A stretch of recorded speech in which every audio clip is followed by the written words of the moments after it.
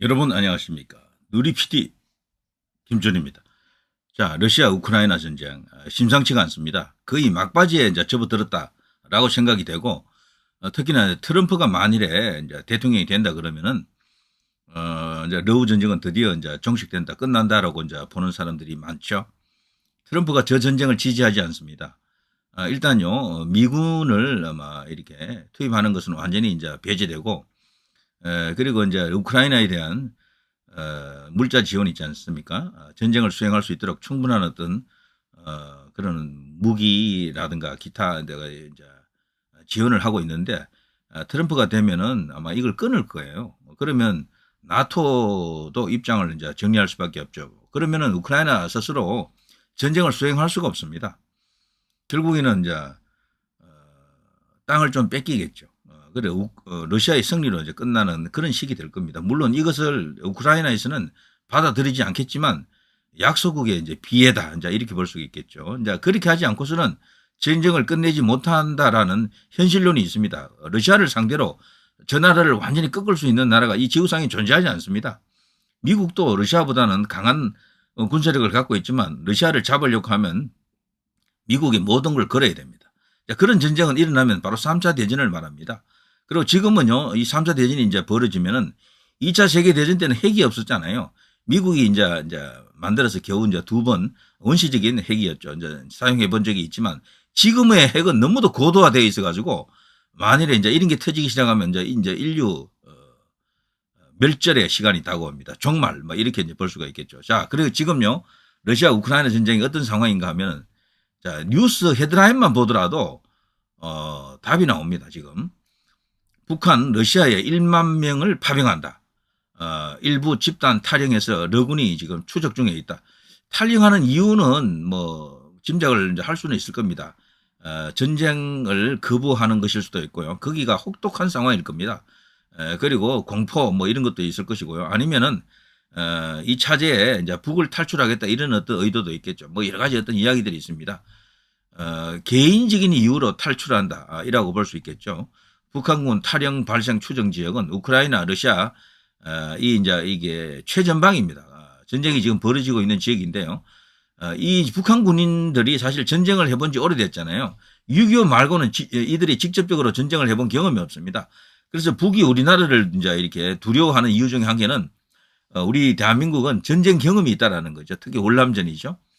그래서 그런 식의 여러 가지 노하우가 이제 군사적으로 이제 이렇게 노하우가 이렇게 이제 구축이 되어 있다. 근데 북은 실전 경험이 없다 보니까 상당히 이제 불리하다, 그런 이야기가 예전부터 있었죠. 자, 북한의 러시아 군사 지원, 박격포, 곡사포 및 자주포용 포탄이 약 한 150만 발에서 180만 발, 로켓만 해도 수천 발, 이 전부 러시아로서는 절실한 것들입니다.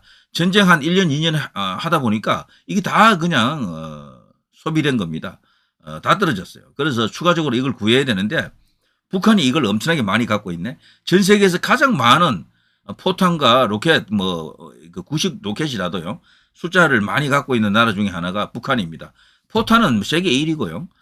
그런 이제 포탄들이 이렇게 놀고 있었죠. 이제 이것을 이제 이렇게 빌려가면서 엄청난 대가를 지금 북한에 주고 있는 겁니다. 거기에 더해 이번에 북한이 군사를 직접 병력을 이렇게 인식으로 파병을 한다 그러면 러시아와 북한과 러시아는 앞으로 어떤 관계가 될 것인지는 불을 보듯 뻔합니다. 동맹으로 아마 연결될 겁니다.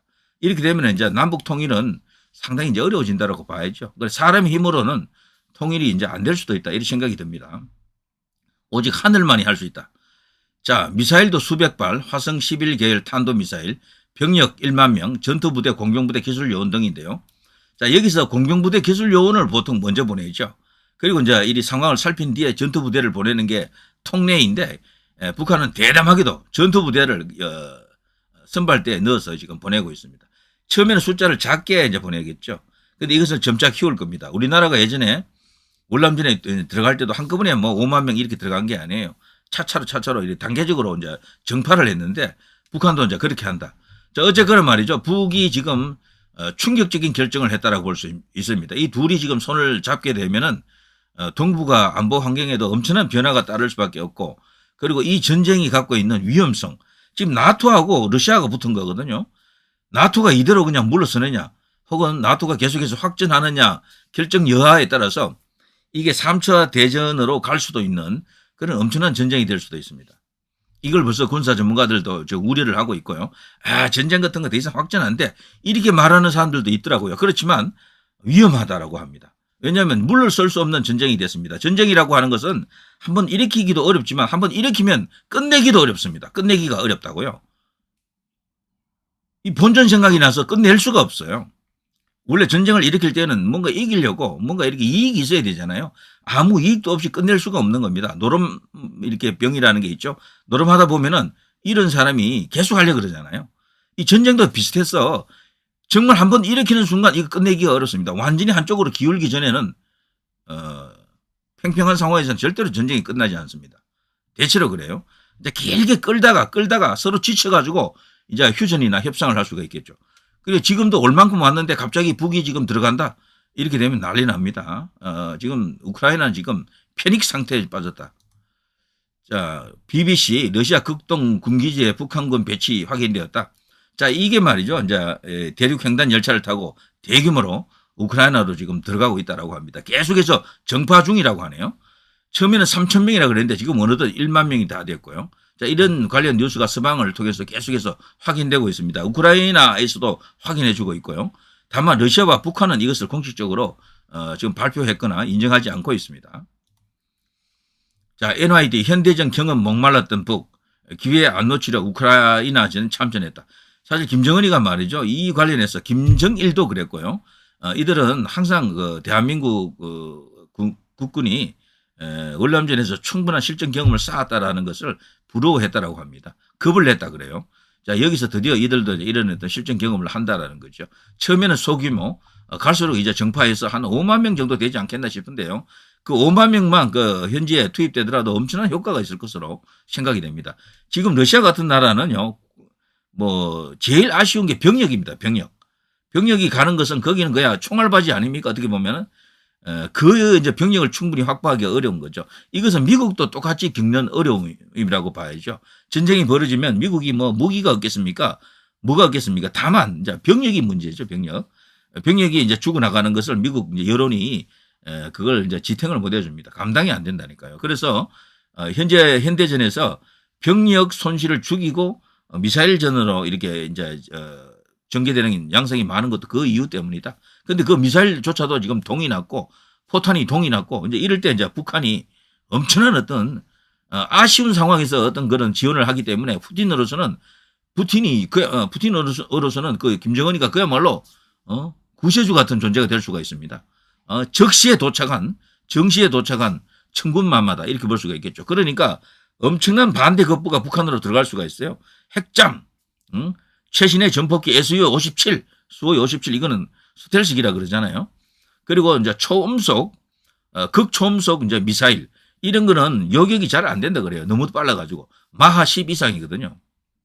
이런 것들을 요구할 겁니다. 북이 그런 거를 러시아가 어쩌면 허용할 가능성도 있습니다. 이렇게 되면 우리게 남북 간의 군사적 균형에도 문제가 생기고 동북아 안보 질서, 우리나라 한반도의 안보 환경도 이제 문제가 생깁니다. 엄청난 사태가 지금 터지고 있다라고 볼 수가 있겠죠. 자, 젤렌스키 북한 1만여 명 파병을 준비하고 있다. 일부 이미 러시아 점령 영토에 들어왔다. 러시아 가짜뉴스 일축에도 연일 북참전 공론화 세계대전 향한 첫 단계다. EU 나토 찾아 승리 계획 지지 호소, 나토 가입 초청 요구에 난색을 표명하고 있다. 자, 계속해서 말이죠. 나토의 공식적인 참전을 젤렌스키는 요구하고 있죠. 그렇지만 나토가 군병력을 직접적으로 투입을 안 해요. 무기는 어느 정도 지원을 해주는데 여기서 이제 이 우크라이나와 나토의 입장 차이가 있는 겁니다. 이게 상대가 러시아라서 그래요. 그 상대가 러시아나 중국이 아니고 그 밑에 급 정도 나라 같으면 벌써 끝냈지. 벌써 나토가 되든 뭐가 되든 뭐 참전해가지고 끝을 냈을 겁니다. 그런데 이 러시아와 중국은 사실 미국이 중심이 돼서 달라붙어도 금방 끝내기가 힘들어요, 사실은. 워낙 나라도 크고 뭐 여러 가지 복잡한 상황이 이제 벌어집니다. 그들은 또 엄청나게 많은 또 핵을 갖고 있는 나라고 최첨단 무기도 많이 갖고 있고 자, 이렇게 되니까 골치가 아픈 상황이다. 그런데 우크라이나로서는요, 지금 이런 땅이 많거든요. 그거 일을 끝낼 수가 없어. 국민들도 그거를 용인 안 할 가능성이 크고 지쳐가지고 전쟁 이제 그만합시다 하는 국민들도 있다 그래요. 그렇지만 아직은 땅을 되찾아야 된다 이런 국민들이 다수겠죠. 그러니까 이 젤렌스키도 지금 샌드위치 된 거죠. 물론 이 사람도 나름의 자기 나름의 어떤 그 욕심이라든가 뭐 이런 게 있대요. 있지만 그건 일단 논외로 치고요. 샌드위치 된 상황에서 굉장히 곤혹스럽다라고 볼 수 있겠죠. 자, 이 사람의 말이 절대 과장이 아닙니다. 자칫하면요. 세계대전이라고 하는 것도 역대의 1, 2차 세계대전을 보더라도 뭐 기본적으로 어떤 환경은 조성되어 있었죠. 그러다가 어떤 계기만 주어지면 갑자기 이게 확 불이 붙습니다. 그 계기라는 게 처음부터 엄청난 큰 어떤 이슈가 터지는 게 아니고 작은 계기인데 이번에 북한이 이게 병력을 이런 식으로 투입하는 것은요. 작은 계기가 아니고 상당히 무거운 계기다. 이렇게 볼 수가 있습니다. 그래서 군사안보 전문가들은 위험하다라고 말할 수밖에 없어요. 자, 이 젤렌스키 입장은요, 북한이 군인 약 1만 명을 러시아에 파병하기 위해 준비 중이라는 정보가 있다. 첩보가 아니고 정보입니다. 그러면서 벨기에 브뤼셀 EU 정상회의에 참석한 뒤에 기자회견을 열었습니다. 여기서 젤렌스키는 우리는 북한이 약 1만 명을 러시아에 파병해 우크라이나와 맞서 싸울 준비를 하고 있는 것으로 알고 있다. 이건 매우 긴급한 사안이다. 북한이 이미 전술 인력과 장교들을 러시아가 일시적으로 점령한 우크라이나 영토로 보냈다라고 이제 지금 말하고 있고요. 그리고 러시아가 병력 손실이 커서 그 부족분을 메우기 위한 것이다. 그리고 러시아 내 동원령에 대한 여론이 좋지 않아 푸틴 대통령이 매우 이제 이렇게 곤혹스러워하고 있는데 이런 때 북한 김정은이 푸틴에게 엄청난 선물을 하고 있는 것이다. 특히 북한의 참전은 아주 긴급한 문제로서 세계 대전을 향한 첫 단계, 첫 단추가 될 수 있다라고 극도의 우려를 표명하고 있는 것이 이제 젤렌스키입니다. 우리나라 그 주미 대사가 조현동 씨죠. 이 사람이 현재 젤렌스키 대통령의 주장에 힘을 싣고 있습니다. 조현동 주미 대사는요, 미국 싱크탱크 허드슨 연구소가 개최한 세미나에서 확인된 정보라고는 아직 말하기 어렵지만 북한의 러시아 파병 가능성이 높다라는 것은 사실이다. 북은 이미 이제 러시아 쪽으로 상당한 병력이 들어간 것으로 보고 있다라고 이제 볼 수 있겠죠. 자, 만약 이것이 진짜로 이런 식으로 북의 파병이 이루어진다 그러면 이것은 한국, 미국뿐 아니라 다른 동맹국, 나토 회원국과 함께 심각한 방식으로 대응해야 될 문제다. 우리는 공조할 필요가 있다. 이거는요, 윤석열 대통령에게 어떤 결단의 시간이 다가오고 있다라는 거죠. 북의 참전이 그것도 대규모 병력 이 파병이 확인된다 그러면은 우리로서도 그냥 눈 뜨고 가만히 보고 있을 수가 없습니다. 이렇게 되면 우리 대한민국 내부에서도 엄청난 어떤 찬반 여론이 일어날 겁니다. 지금 국회를 장악하고 있는 저 야당, 저 좌파들은요, 우리 이제 군병력이 움직이는 것은 반대할 겁니다. 비준은 안 해줄 거예요. 자, 그럴 때 이제 국내 여론이 어떻게 변하느냐, 이것도 굉장히 중요하다. 자, 그런데요, 러시아는 계속해서 우크라이나의 저 주장, 북한 파병 주장을 가짜 뉴스다라고 지금 일축하고 있죠. 가짜 뉴스다. 그런데 어느 것이 진짜인지는 진짜 가봐야 되겠습니다. 자, 이런 이야기들이 지금 이런 식으로 꽉꽉 나오고 있습니다. 젤렌스키 북한 참전 긴급한 문제다. 세계대전 향한 첫 단계로서 우려스럽다. 우려스럽다. 이런 말을 하고 있습니다. 야, 정말 대단한 상황이 지금 벌어질 수도 있겠어요. 북한이 파병할 때 단계적으로 하는 것은 이게 상식이에요. 처음부터 한꺼번에 대병력을 보낼 수가 없습니다. 세계 여론도 좀 떠봐야 되고요. 그리고 전체적으로 이 전황을 또 살필 필요가 있겠죠.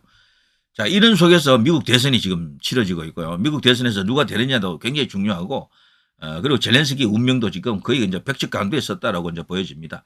전쟁이 끝나느냐, 확전되느냐, 아니면 더 장기화되느냐를 놓고 중대한 시점에 지금 이르렀습니다.